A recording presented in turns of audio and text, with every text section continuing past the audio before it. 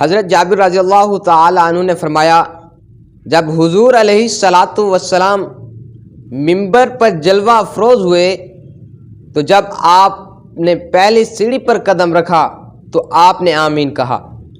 اسی طرح جب آپ نے دوسری اور تیسری سیڑھی پر قدم رکھا تو آپ نے آمین کہا۔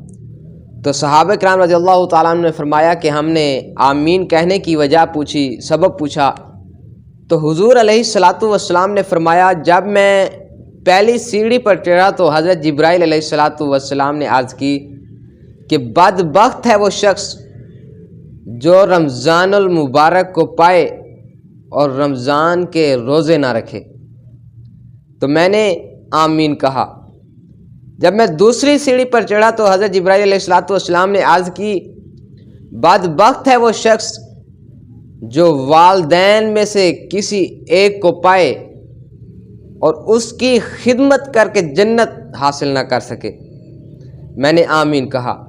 جب تیسری سیڑھی میں چڑھا تو حضرت جبرائیل علیہ الصلاۃ والسلام نے عرض کی، بدبخت ہے وہ شخص جو آپ صلی اللہ علیہ وسلم کا ذکر پاک تو سنے لیکن آپ پر درود شریف نہ پڑھے۔ تو میں نے آمین کہا۔ دعا ہے کہ اللہ تبارک و تعالی ہمیں کثرت کے ساتھ درود شریف پڑھنے کی توفیق عطا فرمائے۔ وآخر دعوانا ان الحمد للہ رب العالمین۔